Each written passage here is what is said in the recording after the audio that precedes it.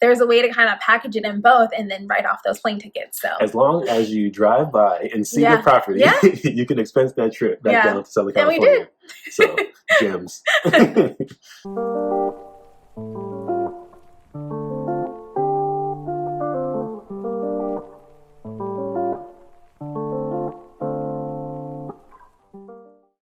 Hello, family, and welcome back to another episode of our series, Let's Talk Money, with my husband, LeVar Harris. And my beautiful wife, Ryan Swafford Harris. We're here to start the conversations in around topics of finance that we feel we should all be having, with the hopes that you will find the language you need here to continue the conversations in your own homes. So, let's talk money.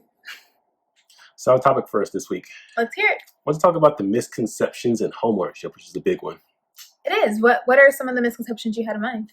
So, of course, the age-old debate of renting versus owning is a very popular one. Yeah. A lot of people think that you have to have this huge amount of money to get into a house, which is obviously not the case either. Kind of the impacts of generational wealth and trying to time the market. I know a lot of people are trying to say, oh, let's wait for the next recession or the next depression. But there's actual science and math showing that that may not be the best approach. Okay. Yeah, I agree. I feel like that, these misconceptions anyway, in addition to the crippling student loan debt, I know amongst our friends, it's really delayed this, the process to get into a home. And so I think it would be great to touch on some of these, and hopefully it might encourage people to dig a little deeper, do their own research, and maybe figure out ways that they can get into a home sooner. Okay. If that's what they desire. So to kick things off, let's do the age-old debate of renting versus owning.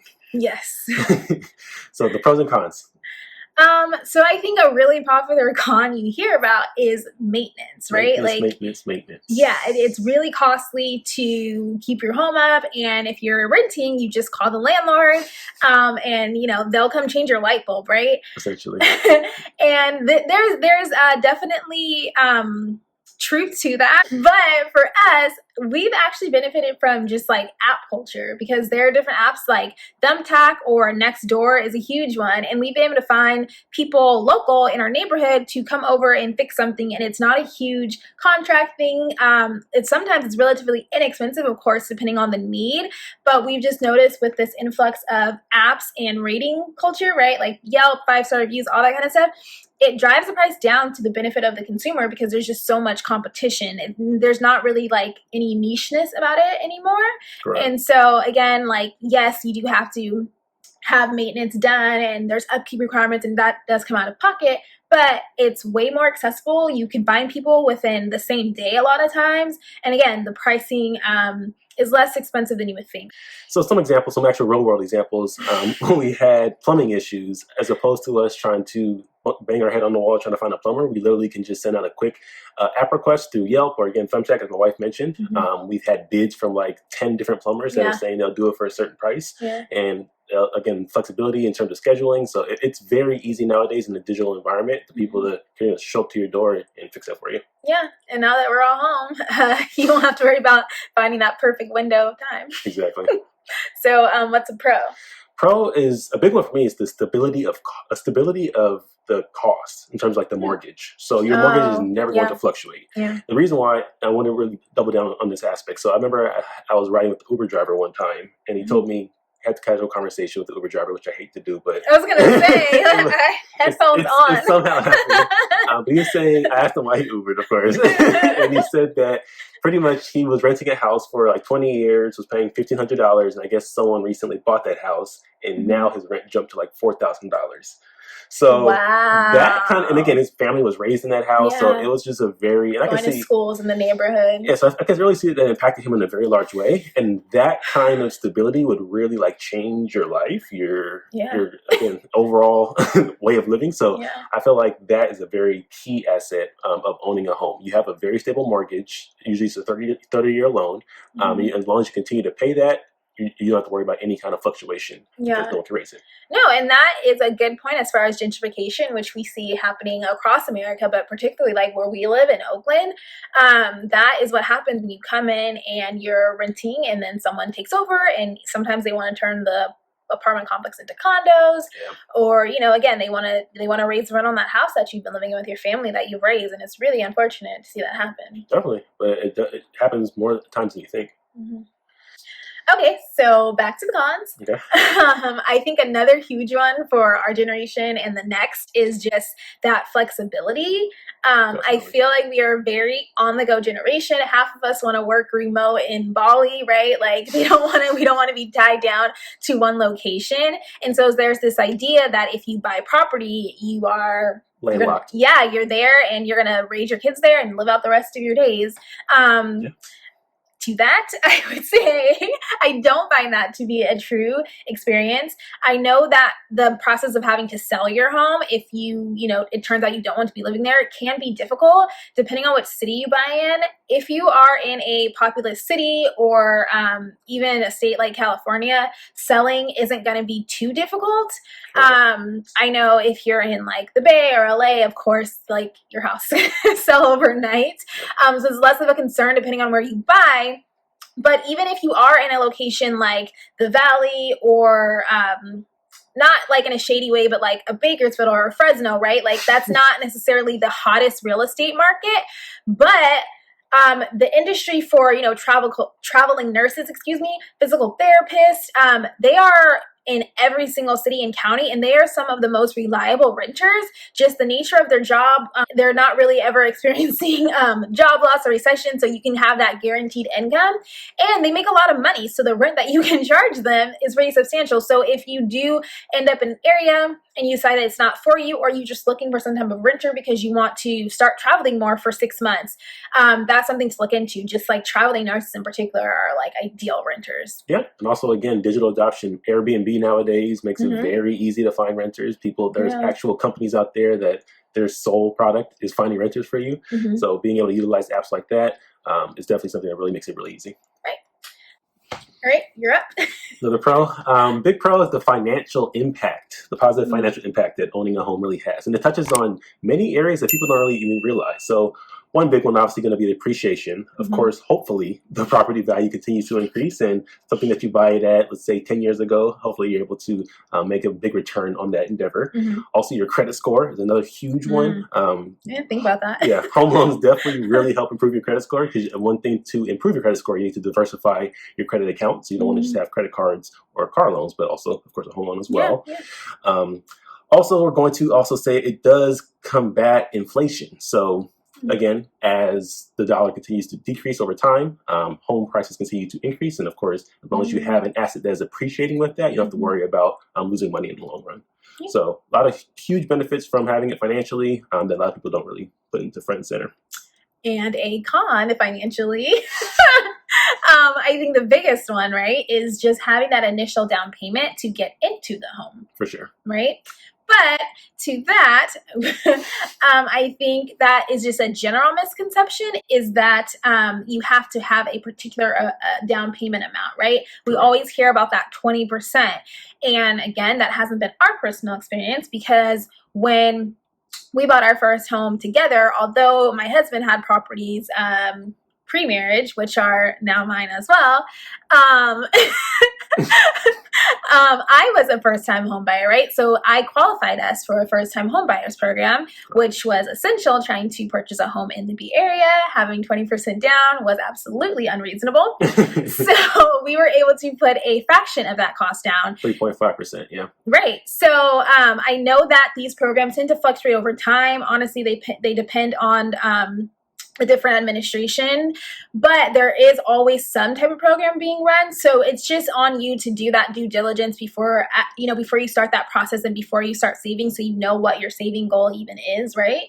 Yeah, definitely. Even in like new build areas where they're trying to really build a new city, they'll actually completely cover your down payment, of course, as long as you meet a certain criteria in terms of income. Yeah. So again, it's definitely on the actual person to do your research and kind of figure out what exactly is needed, because a lot of times you'd be surprised, you can get into very nice houses for a lot less down than you think. Yeah, even in California, we know we have personal friends who have purchased in Eastville, right? Yep, which is near Corona. It's Inland Empire. Okay, yeah. And that city is really new, and they were actually paying people's down payments to get them into the neighborhood. So it even happens in California. For sure, for sure. Another huge pro of buying real estate is you make the rules. As landlord, you don't have to listen to anyone. You can paint the walls, you can knock down walls, you can do whatever you want. As opposed to, of course, when you're renting, you have to get approval for things. And there's a lot of power in being the landlord and being able to say what you want to do, when you want to do it. As long as you don't have an HOA. Yeah, that. So another benefit is definitely the tax benefit of owning a home. So you get multiple tax benefits from like property tax you can write off on your taxes. Of course, the interest you pay on the loan as well. And if you rent it, then you really get to write off everything. And investment properties get very, again, it very depends on the current administration. But right now speaking, you definitely get a lot of benefits from renting out your property. Yeah, and it's not like a huge requirement as far as like the check-in process, right? I know that for us, we were able to take advantage of going back down to SoCal a lot, check on our rental property down there, and we make sure we always see our family. So there's a way to kind of package it in both and then write off those plane tickets. So as long as you drive by and see the property, you can expense that trip back down to Southern California. And we did. So gems. So another, I wouldn't call it a misconception, but just like a common thing I see occur in our communities is, first off, it's hard enough for us to even, have access. Yeah, and just be homeowners.